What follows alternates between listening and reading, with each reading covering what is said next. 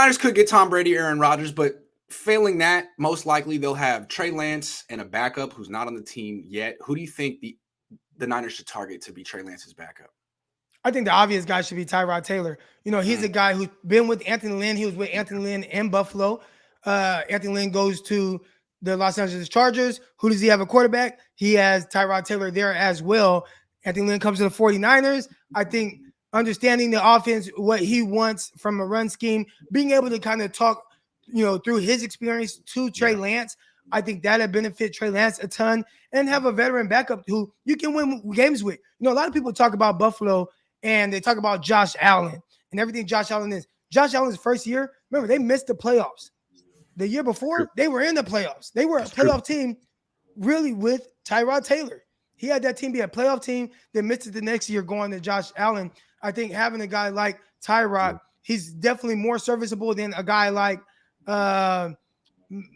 Nick Mullins, no doubt. CJ Beathard. Tyrod Taylor was 22-20 in Buffalo. 22-20. He was a winning quarterback. That's crazy. Went to the playoffs. Potential backup.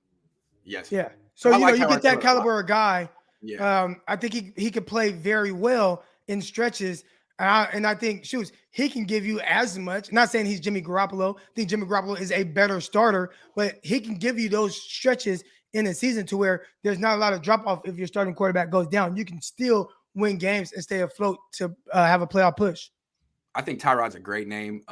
Great. If they could get him, that'd be terrific. My only thing with him is just like durability, but he's a backup. You don't need him to last 17 games. You need to last like 3 if he comes in. So Tyrod's cool to me for a lot of reasons. It's probably who they'll end up getting. I have another name, though. He may be more expensive, but it might be worth the investment because he's younger. And if you sort of rehabilitate, maybe you could trade him for something down. Mitchell Trubisky.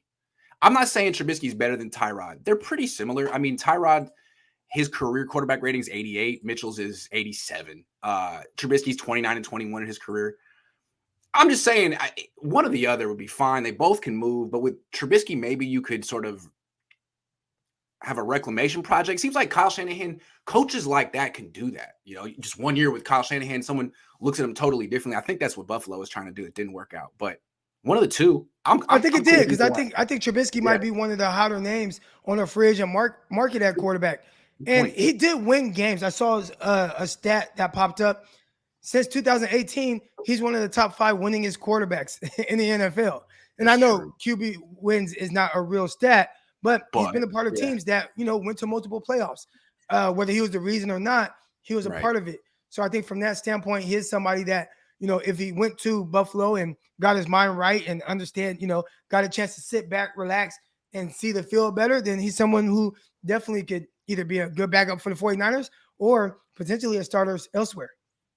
Yeah, I mean, if you want like a bridge quarterback, why trade a second or a third for Jimmy Garoppolo and then also draft a quarterback that you're grooming to replace Jimmy Garoppolo when you could just sign Trubisky? You could just sign Murray. You could just sign Winston. I mean, there's so many guys who are comparable to Jimmy Garoppolo, but easier to acquire. I guess that's not the topic here, but yeah, Trubisky, Tyrod. It seems like what about Mariota? What do you think of Mariota? I've seen his name pop up a lot. Obviously, I think, his skill set will make it to where, it's not a totally different stylistic quarterback if the 49ers do. I mean, obviously they go with Trey Lance and you want somebody to be able to play behind him that's similar style. I would say it's him in the sense of just, dynamic ability. And I like, little stretches of what it looked like with him playing against Oakland. There was one game where he came in and had to play like the second half and he looked solid. And I know it had a lot of people like, damn, I think it might've been a year before. I don't know if it was this past year.